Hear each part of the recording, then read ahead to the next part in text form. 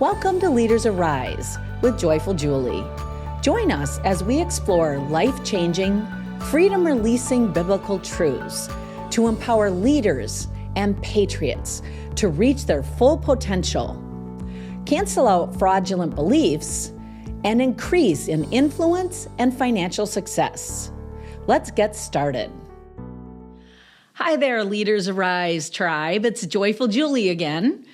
And I just wanted to give you a little encouragement before we started today. I had someone send me a song called Spirit Lead Me. And I was busy, I was rushing around, I didn't really feel like I had time. And then I just decided I'm just going to play that song. And it just blessed me so much to take 3 minutes out of my busy life and focus on the Lord. And another thing that I did recently for refreshing was I got to go hiking in nature with my granddaughter. And we would just sit there on the bench and look out at the water and agree in the silence at the awe of God, not even saying anything. And then sometimes something would happen and we would be like laughing with delight. And so I encourage you to do those things that are refreshing to you. Spend time with family. Spend time with the Lord. Spend time in His Word and in prayer. And I guarantee that you'll be a better mom, a better parent, a better employee, a better friend, a better servant. And so I just wanted to encourage you to recenter and refresh your relationship with God and your family. Take care of your body and take in some spiritual food. And we'll all be better for it. So today's topic is following our interview with Dr. Deut Pesta. And that was very challenging to hear the truth about critical race theory. And so what do you do after hearing a message like that? Like, it can be tempting to just look away, forget about that. Wish I hadn't heard it. I'm too busy. But I want to return us to the verse out of 1 Chronicles 12:30 that talked about the sons of Issachar. And the sons of Issachar could read the signs of the time. And at that time, David was needing to go into battle, and it was time to establish his reign over the kingdom. And the sons of Issachar answered the call to say yes, to reestablish a godly kingdom and order and control back to the kingdom. So this gets me to thinking, what are some of the signs of our time? As we went through that interview, there was some very disturbing content that Dr. Deut shared. But it made it very apparent that there is a battle taking place for the minds of our children, for the hearts of our children, for our relationship with our children. And so I thought maybe we should look, because some of you may not have had time. I looked up some statistics on education and where we are here in our hometown. It said that 38% of our students are proficient in math. That just blew me away. Like, I think our scores used to be much, much better.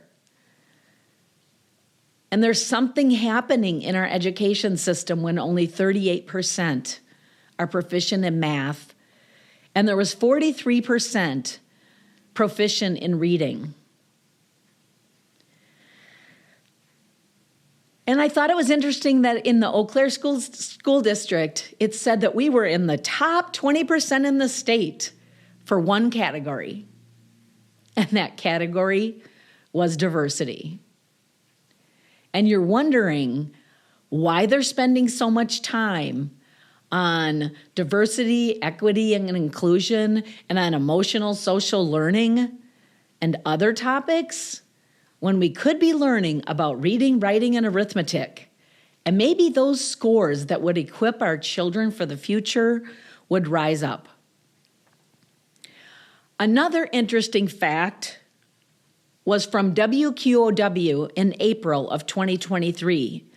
And they had a news story that said, Wisconsin students from K to 12 have the largest achievement gap for reading proficiency in the country. I think the officials that are leading the charge, the school board, the teachers, those who are making policy, have something to answer for when we have the largest achievement gap for reading proficiency in the country. And I could go on, but I won't. I'll let you do some research on your own. This situation kind of reminds me of a Lord of the Rings movie. And Frodo is in the depths of this journey to return the ring and destroy it in the fire. And in one scene, he's talking to Gandalf, and he says, I wish the ring had never come to me. I wish this had never happened. And I kind of feel like that. I wish that this wasn't happening to our children. I wish that this wasn't happening in our schools. I wish that they weren't reading pornographic books in elementary schools. I wish that the percentage of those leaning transgender wasn't increasing from 1% to 7 or 8%, but it is. And Gandalf replies to Frodo, and I think that there's some wisdom in his reply. And he says, so do all that live in such times. And I think that you would all probably be shaking your head up and down if you're watching the video, or you might be listening to the podcast in your car or while you're working out. And you're probably shaking your head going, yeah, I wish this wasn't happening. But Gandalf goes on, and I thought this was a very interesting quote. He says, but it is not for them to decide, but what we do have to decide is what to do with the time that is given to us. We don't get to decide what happens to us all the time.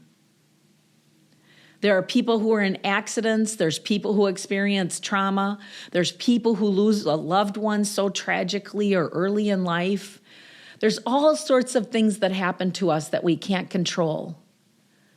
But just as Gandalf said, what we do get to decide is what we do in the time that is given to us. And so today, I just wanted to encourage you to be like the sons of Issachar. That in these days, that as we're seeing the signs of the times, that we'll be inspired in our heart to realize that just like Ecclesiastes says that there's a time to mourn and a time to dance, there's a time to put down some of our pleasure activities. There's a time to prune away some of those things that are taking up time that aren't producing really any result at all. To take that time, to invest that time in helping to save our schools, to educate our children, and to stop critical race theory in our region, and whatever region you're listening to this podcast. So we must protect the legacy of our children. We must.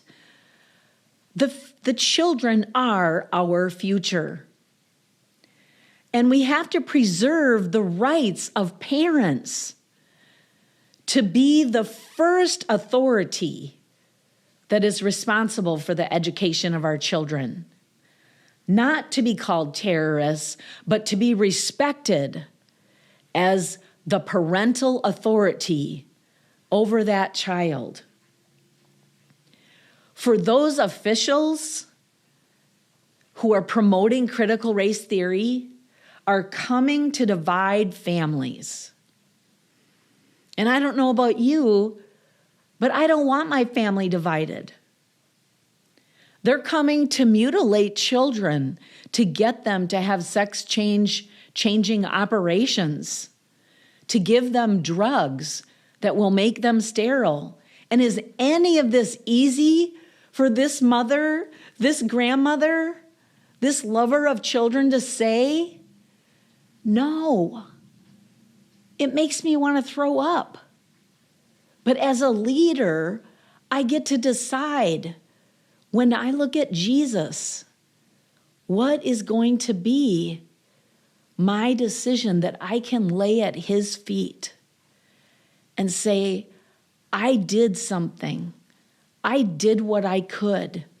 I was a voice. I was involved. I tried to make a difference. But just as the sons of Issachar didn't just read the signs of the times, but they joined David's army. They joined the army to take back the kingdom and put it in the hands of godly people.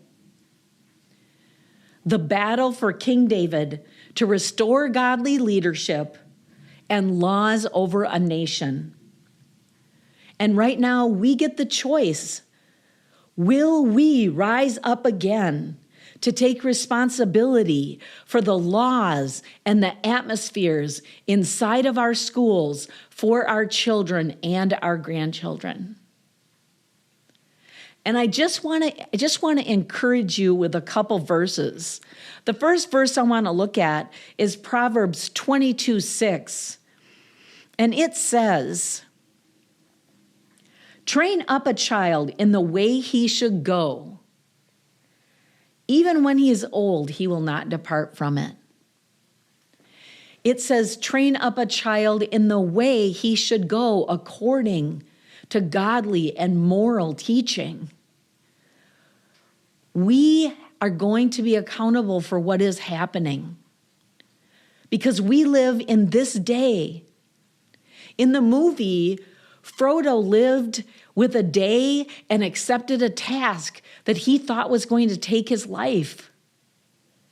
And this task to save our schools, it might cost us, it will cost us, it has already cost me time, energy, money, resources, friends. But it's worth it because our children are worth it.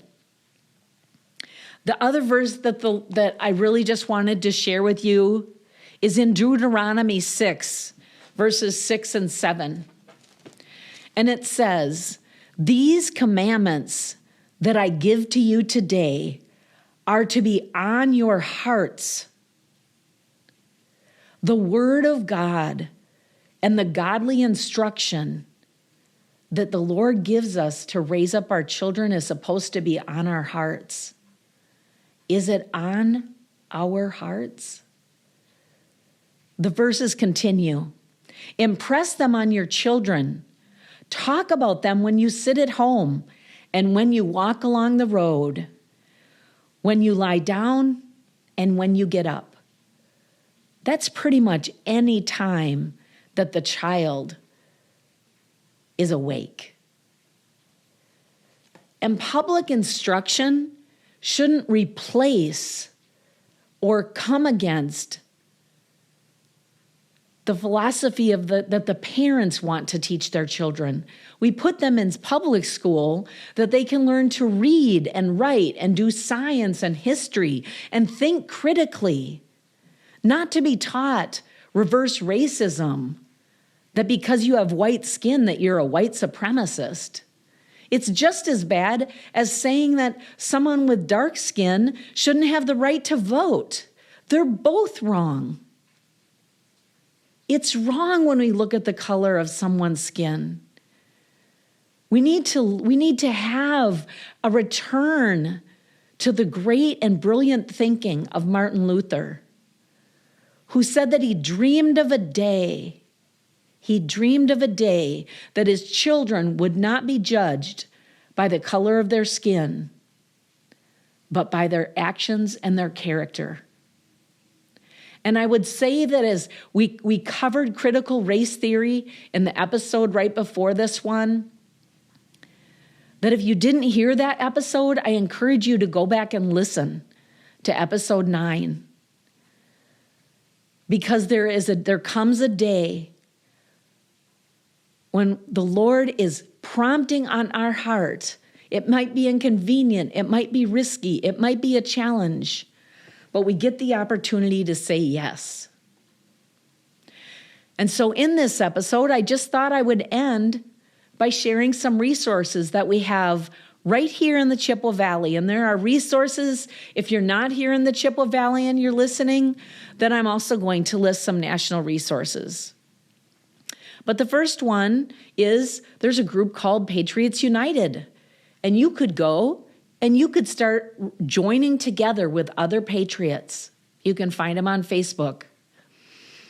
There's another group called Eau Claire in the No Action Community, who focuses almost all of their time on what's happening in the city council concerning education, at the school board concerning education, on the county board concerning education. And they try to find school board candidates to run and help them and support them so that we can start gaining a foothold in those places, in those committees, on those boards that are making the decisions that will determine our children's education. The interview that we did last week with Dr. Pesta is from a magazine called The New American. There's alternative news sites like Real America's News. There's new magazines. There's all sorts of podcasts that are specifically geared. Moms for Liberty is a great organization that is expanding nationwide to stand up for the rights of parents and to see our educational systems return to producing proficiency in reading, writing, and arithmetic. You can also listen to Dr. Duke's, it's called The Dr. Duke Show, from the person that we interviewed last week.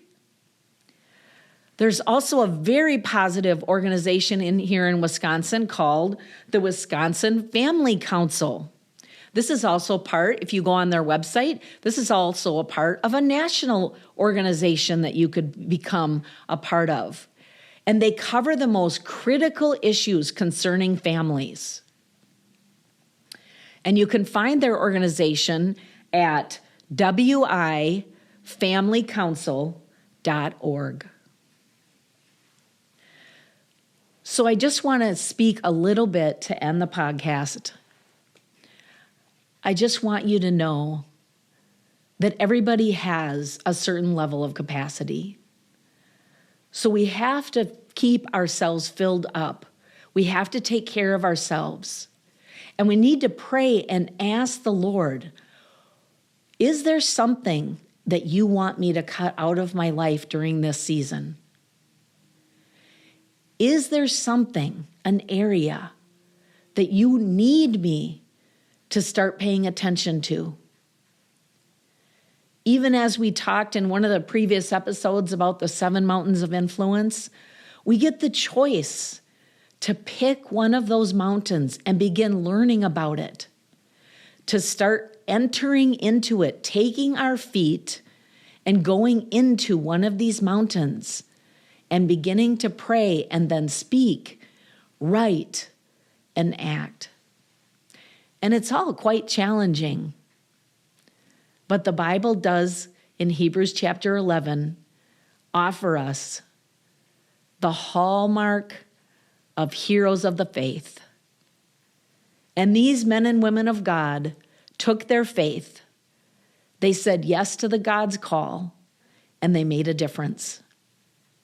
And so I'm inviting you that when we see Jesus face to face, that in that love moment, when we look into his face, he'll say, "Well done, good and faithful servant." So thank you so much for listening. Thank you for listening to this episode of Leaders Arise.